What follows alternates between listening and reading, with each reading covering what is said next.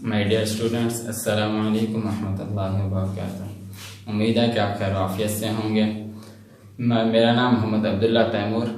آج ہم 10th class کی پاک اسٹڈیز کا پہلا چیپٹر پڑھیں گے اور اس میں سے بھی ہم کچھ حصہ پڑھیں گے، اور پہلے ہم اس کو سمجھنے سے پہلے ہم 9th کلاس کی طرف جاتے ہیں کہ ہم نے 9th کلاس میں جو ہم نے 4th چیپٹر میں تاریخ پاکستان کا حصہ اول پڑھا تھا، اس کے اندر ہم نے کیا کیا چیزیں پڑھی تھیں۔ اس سے ہمارے لیے اس بات کو سمجھنا بہت آسان ہو جائے گا۔ ہم نے اس کے اندر قرارداد مقاصد پڑھا تھا، اسی طریقے سے ہم نے 1956 کے آئین پڑھے تھے، اور اسی طریقے سے ہم نے آگے چلتے ہوئے 1970 تک ہمارا یہاں پر دور حکومت چلتا ہے، مشرقی پاکستان اور مغربی پاکستان کی علیحدگی۔ اب یہاں پر جب مشرقی پاکستان اور مغربی پاکستان کی علیحدگی ہو گئی تو اس ٹائم مشرقی پاکستان میں شیخ مجیب الرحمان اور ادھر مغربی پاکستان میں ذوالفقار علی بھٹو صاحب کا دور حکومت شروع ہوا۔ تو ذوالفقار علی بھٹو صاحب کا دور حکومت یہاں پر جو مغربی پاکستان میں 20 دسمبر 1971 تا جولائی 1970 تک رہا۔ اب ہم دیکھیں گے کہ ذوالفقار علی بھٹو صاحب نے اپنے دور حکومت میں کیا اہم اصلاحات کی۔ تو سب سے پہلے ان کے پاس ہم دیکھیں گے کون سا عہدہ تھا۔ ایک تو وہ صدر تھے، دوسرا چیف مارشل لا ایڈمنسٹر کا عہدہ سنبھالا۔ یہ پہلے سویلین آدمی ہیں کہ جن کو چیف مارشل لا ایڈمنسٹر کا عہدہ ملا، اور سویلین سے مراد کہ پہلے سول آدمی ہیں کہ جن کو عہدہ ایک صدر کا ملا، دوسرا چیف مارشل لا ایڈمنسٹر کا عہدہ ملا۔ اب جب انہوں نے یہ دونوں دور حکومت سنبھالے تو اس ٹائم مغربی پاکستان کو انہوں نے پرزور تقریر کی اور سمجھایا، کہا کہ ہم یہاں پر اور میرا ارادہ ایک نیا پاکستان بنانے کا ارادہ ہے کہ جس کا خواب قائد اعظم رحمہ اللہ نے دیکھا تھا۔ اور پھر انہوں نے عوام کو اپنی تقریر میں جذبہ، ولولہ، جستجو کی طرف متوجہ کروایا اور کہا کہ ہمیں آگے کی طرف متوجہ ہونا ہے اور ہم نے ایک نیا پاکستان بنانا ہے۔ تو جب انہوں نے اپنا دور حکومت سٹارٹ کیا تو سب سے پہلے جو 20 دسمبر 1971 سے انہوں نے سٹارٹ کیا، اس میں انہوں نے اہم اصلاحات کیا تھیں کہ صنعتوں کو قومی تحویل میں لینا۔ اب صنعتوں کو قومی تحویل میں لینے سے کیا مراد کہ آپ نے دیکھا کہ 1971 میں 60% صنعتی اثاثے اور 80% انشورنس کاروبار صرف 22 خاندانوں میں تھا۔ اور اب دیکھیں کہ اگر صرف اتنے ادارے ہیں اور وہ 22 خاندانوں میں، جہاں پر عوام کروڑوں کے حساب سے ہے، تو نچلا طبقہ نیچے رہ جاتا اور اوپر والا طبقہ اوپر جا رہا تھا۔ تو انہوں نے اپنے دور حکومت میں آ کر سب سے پہلے صنعتوں کو قومی تحویل میں لیا۔ اب جب قومی تحویل میں لیا تو انہوں نے جو 19 کمپنیوں کو جاری کیے گئے لائسنس تھے وہ غیر قانونی قرار دے دیے، اور اس کے ساتھ انہوں نے جن کے پاس صنعتوں کے قومی لائسنس تھے یا جن کی کمپنیاں تھیں ان کے پاسپورٹ ضبط کر لیے گئے۔ پاسپورٹ سے کیا مراد ہے؟ پاسپورٹ سے جدید دور کا مطلب یہ ہے کہ اگر کوئی شخص کرپشن کرتا ہے یا کوئی شخص کسی کو قتل کرتا ہے، وہ باہر بھاگنا چاہتا ہے دوسرے ملک میں، تو اس کا نام ECL میں ڈال دیتے ہیں۔ جب ECL میں نام ڈال دیا تو اب وہ باہر ملک میں نہیں جا سکتا۔ تو انہوں نے ان لوگوں کے پاسپورٹ ضبط کیے، تو جس کی وجہ سے اب ان کے کمپنیاں اور ان کے انشورنس وغیرہ یہ سب کے سب انہوں نے قومی تحویل میں لے لیے۔ اس کے ساتھ اب بات یہ ہے کہ ذوالفقار علی صاحب کا نظریہ کیا تھا۔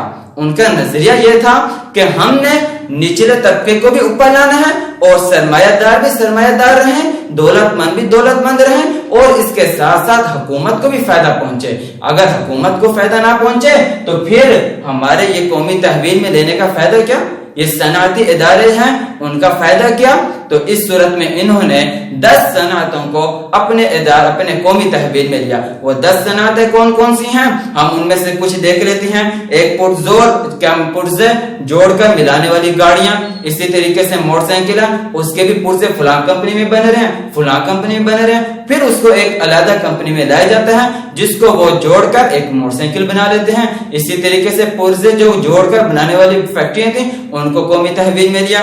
اسی طریقے سے بھاری اور بنیادی کیمیکلز کی صنعتیں، اسی طریقے سے آپ نے بنیادی ضروریات سامان بنانے کی صنعتیں، اسی طریقے سے فولاد سازی بنانے کی صنعتیں، کیمیکلز کی صنعتیں، بہرحال انہوں نے تقریباً 10 کمپنیوں کو اپنی قومی تحویل میں لے لیا۔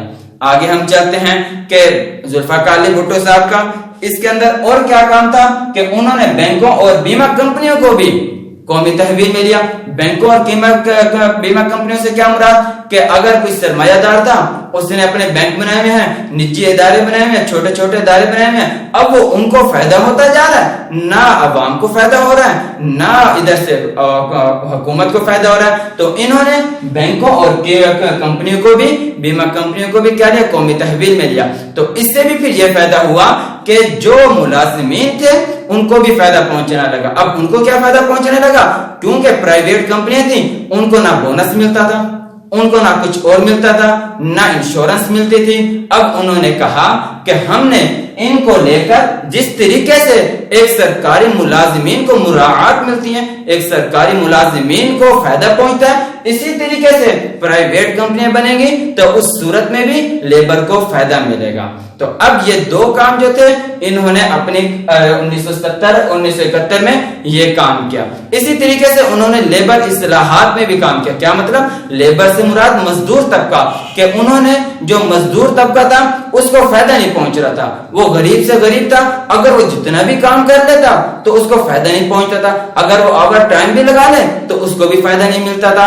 اسی طریقے سے انہوں نے اور کام کیا کہ لیبر کے بارے میں، کہ اگر ایک لیبر ہے، اس کمپنی میں 20 آدمی کام کر رہے ہیں، تو انہوں نے اس 20 آدمیوں میں ایک ایسی بندے کو ملایا کہ جو ان لیبر کی بات سن کر ان ملازمین تک، جو بڑے ہمارے کمپنیاں چلا رہے ہیں یا لیبروں کا جو بڑا ایک ٹھیکیدار بڑا ہے، تو اس صورت میں جو کام کرنے والوں کی بات آگے تک پہنچائی جا سکے۔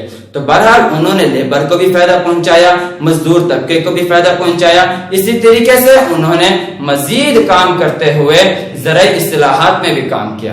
زرعی اصلاحات کے بارے میں انشاءاللہ تعالی ہم اگلے ٹاپک میں پڑھیں گے۔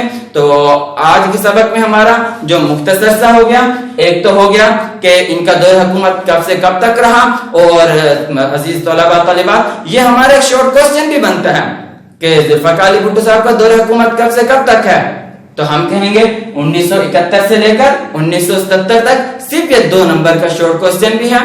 اور اسی طریقے سے ہم یہ بھی شارٹ کوسچن آتا ہے کہ کون سی کمپنیاں انہوں نے قومی تحویل میں لی۔